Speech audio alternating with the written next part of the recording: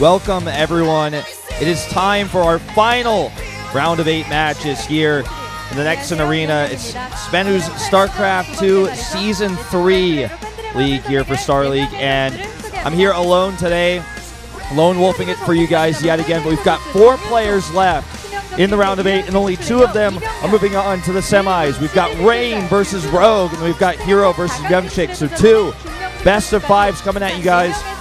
And I feel like, you know, a lot of people going to this, looking at this, saying there are some clear favorites, but I really don't think so. I feel like these matches definitely could go either way. Such sick matches. Now, starting things off with Rain versus Rogue, let's take a look at the banned maps. Rain banning Iron Fortress and Rogue banning Cactus Valley. So those are our 2 biggest maps in the pool. So this is going to be a bit of a tighter series with all 2-player maps: Coda, Expedition Lost, Bonnie Research Station, Terraform, and Echo.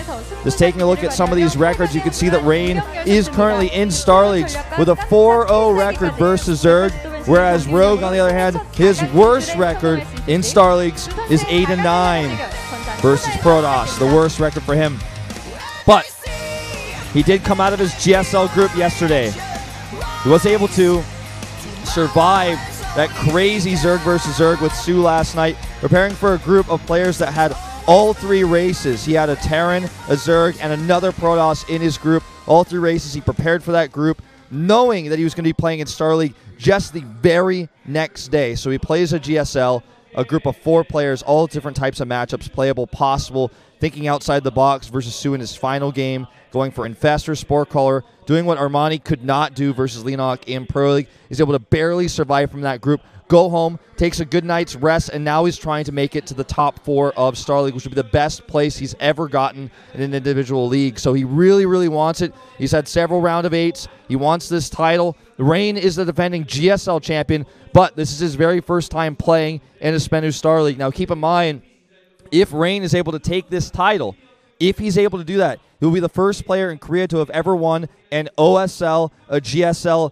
and an SSL, if he is able to win this title. So he's, of course, the defending GSL champion, the only player ever in Korea to win a tournament on a foreign-sponsored team, of course, in this case being My Insanity.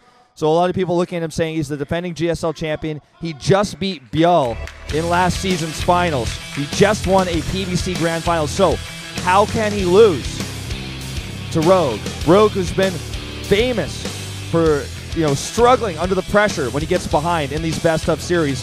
But looking at his play in GSL last night, I have to say, if he can play like that, he should be able to keep his nerves in check. Let's see if Rain's builds, if he shows us something a little bit less predictable than what we've seen from him in the past. Loving his Phoenix play, loving to just kind of turtle into the late game, oracles into third base, that sort of play. Rogue taking a stretch here in the booth. This match is so important for both of these 2 players. Rain to prove that his win at the GSL was not a one-hit wonder, not a one-time victory here in Korea. And Rogue looking for his best finish ever. He lost 0-3 to Stats in Season 1 of Star League round, or season, you know, the first season that we had ever of Star League. Let's see if he can change that today. It's going to game number 1 on Coda.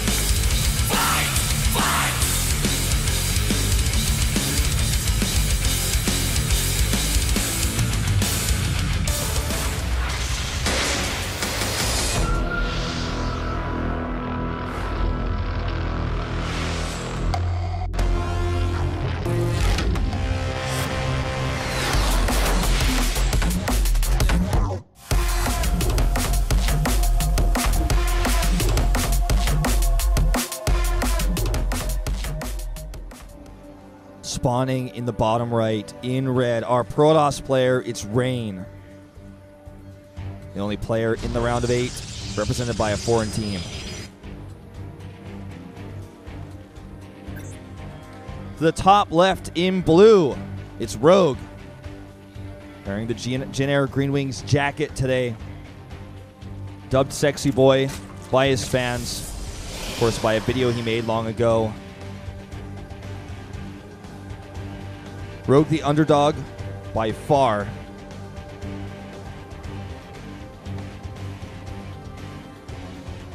This Ire defending versus Char is what that sign says. And already we have an early drone from Rogue. Pops by the watchtower. Now Rogue defeated Classic with an in-base hatchery in the group stage. Let's see if he can get a hatch block off here. He will be denied. Preemptive probe will deny that. And we'll take 2 probes to push the drone off. Now Rogue, of course, has already relinquished this hatchery. We'll take a hatchery at his natural home. Taking a lot of damage on this drone already. Will not be able to block this Nexus for very long. Upon seeing a Nexus first, a common response will be to go double hatchery before pool. We already see the drone. You know, he considered it. Having second thoughts. He was considering taking that 3rd hatchery, but instead decides to re-rally it back to form a spawning pool. Spots the gateway in the main base, so knows the follow-up for timing pushes and aggression is very quick. Even still, a safe choice would be to take that 3rd base. It would still be fairly safe. But he takes the ultimate safe path, and we'll be able to follow up, of course, with faster aggression should he choose to do that. Rogue thinking outside the box yesterday in GSL. I would say most opponents that he faced in GSL yesterday in that group not as accomplished as Rain in Starcraft 2. Gumiho getting out of the group in flying colors. Insanely great play out of him yesterday. But I digress. You look at a player like Rain, and you look at a player like Hurricane. You want to look up their stats and their accomplishments. You know, it's not 2012 anymore. Hurricane. It's definitely not having a ton of success. It's not having an incredible amount of multi-kills in GSTL. With a player like Rain, he just won the GSL. A lot of people were hailing him as the best Protoss in the world. And now you have him here looking to get his 3rd Korean title, an OSL, a GSL, and an SSL. All 3. It'd be an incredible feat to get 2 of those while being on a foreign team. Keep in mind both championships that Rain won. The OSL, he defeated DRG, a Zerg player, was very much in form at the time. And the GSL, he defeated Biel, so obviously as well in form at the time, considered to be the best Zerg in the world. Now what you can also do if you decide not to go for double hatch before pool is go for 2-base lair. So Rogue again is bringing things out of the box here.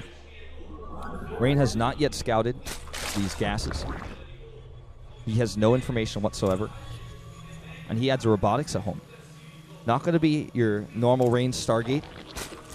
Just going to be a quick robo. It's hidden in such a location that we could absolutely see, potentially, an Immortal push. I'm going to verify and see if Rogue's Overlord saw that robotics. It did not. So no vision whatsoever on that robotics currently for Rogue. Now, the most likely follow-up to this sort of 2-base lair is going to be Mutalisk. Anitis is another potential follow-up. However, because he is researching link speed, as well as actually getting, putting a hidden Overlord for a Spire, it is going to be 2-base Muta. The other thing I was going to point out is simply that he had 4 gases. You would want to do a Nidus all-in without a Roach Warren if you had 4 gases. In fact, even if you did have a Roach Warren, probably not going to be the best sort of attack. Well, upon scouting this, it's going to know that he does need to get enough safety lings out to defend against this Warp Prism drop that's coming across the map. Good job here by Rain to clear the ling off the Watchtower before the Warp Prism closed through that location. But already Rogue knows there's a Warp Prism here. Without seeing it, he knows the likelihood is high. And he also sees that there's no 3rd base. So he's going to add a Stargate, expecting this 2-base Spire play. Already wants to have the preemptive answer to Mutalisk. Even though he is going into what could potentially be an Immortal follow-up, let's see how much economic damage he can get done here. Sentries drop here in the main. Good micro. Lings are ready. No damage done. Another Zealot confirms that there is, in fact, no 3rd base. You see a Forge being added. And we should see a pretty big Phoenix follow-up to this. Chrono Boost being spent, only Stalkers. And one of the concerns at this point for Rain is he doesn't have much anti-air for these Mutalisks. And oh no, Lynx get into the main. The natural first, I should say. This Overlord, or this Immortal will go down. There's no force fields, there's no sentries. Now into the main base. A few of these Stalkers do get surrounded and trapped.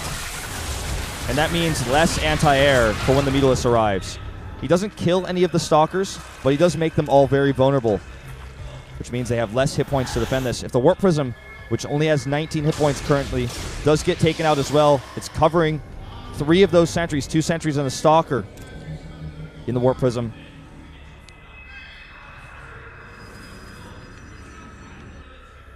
So, Mutalisk grouping up right now. Phoenixes are on the way for Rain, as well as a Twilight Council to give him Blink. Only just now, at nearly 10 minutes, does Rogue add a 3rd hatchery. Photon Cannons coming in here. And a Hydralisk Den. He is going to transition eventually out of these Mutalisks, just trying to find any damage he can away from these Stalkers. He knows Rain is going Pure Stalker with a few Phoenixes coming into support very soon. Doesn't want to commit to the mineral lines. It's too risky. We do have a 1 Immortal Zealot drop to the right side of the map. And actually, this Phoenix is chasing pretty hard on that Overseer, but he knows that the Warp Prism is coming over here. He will actually find the Spire with this Warp Prism on its current rally. With a Warp in, if the Phoenixes, well, either if the Mutalisk didn't come home, could actually kill it. Unfortunately, not going to happen. Notice that even with just 1 Immortal, you can kill the Spire halfway. So if the reaction was not on point on that, he would have absolutely lost it. Either way, a big loss for Rain. Losing his Warp Prism, which means losing his harassment potential. Losing his Immortals, which means, you know, no longer being able to push with those. They're expensive. He can invested a ton of his resources. So completely losing that investment. Observer will help spot these Mutalisks, and the Phoenixes try to chase them down. Only 4 Phoenixes currently on the map. The 5th one being Chronoed, as well as Blink. Rain commits to another Warp Prism and 4 additional gateways, looking to try to end this game early. Especially with this cannon being added here, it doesn't look like he has plans on either taking or using a 4th base in this game. Lynx continue to scout for this. Always try and find an opening. They find their way into the natural now. Mothership Core is still here. That's just going to force the Lynx to go into the main base. There's only 4 of them. And there is a Photon Cannon as well as a Zealot Warp-in. The bigger story is the Protoss ball across the map. Rogue is making 7 Hydras and 10 Lynx currently. On the map, he only has 1 Spinecrawler right now. Just 1. Surprised to see he's not adding any additional ones. They could definitely be helpful, but this is not a Sentry-based army. This is a Stalker-based army. And the Phoenixes actually zone out these Mutalisks here, which means the Mutalisks are not at home for the defense. Spinecrawler being repositioned, but this is too much. This is too much Protoss here. He needs to get into a concave. He needs more Hydras, and he needs those Mutalisks at home, but they're so far away to the bottom left of the map. Rain zoning out this army with force fields now, starting to work at the mineral line. The hatchery itself serves as a blocker here. And down goes the hatch. Hydros count is mounting at this point. But he needs more than that. He needs some Mutalisks. Looks like he's just going to use them for harassment, using the force fields against the Protoss here a bit. Going to the bottom of the ramp, fighting with drones and Lings, damaging these Stalkers quite significantly. Phoenix is not able to come in and help for the fight. There's just too much firepower in these Hydras. And as you can see at the supplies, Rain is taking a lot of damage at home. Down now to 25 Harvesters. Warping in a few Stalkers to try to slow this down in a feeble attempt. Oh, on move command, these Stalkers right now taking a lot of damage. And you've got a few Hydras and Lynx from the top side as well. There's no force fields left. Strategically blinks down to the bottom right, away from those top Hydras, away from that high ground. The Hydras do have speed now, and they're on the chase. And it looks like Rain is going to lose this game. He's lost his entire force here. GG. Rogue takes game number 1 with a unique 2-base Mutalisk style, Hidden Spire. A quick strategic reaction to, instead of going home with the Mutalisk, because the Phoenixes were zoning him, and he might lose too many of them, forces a fight, forces those probes offline, kills them all, weakens the reinforcing power, and then he's got 2 fully saturated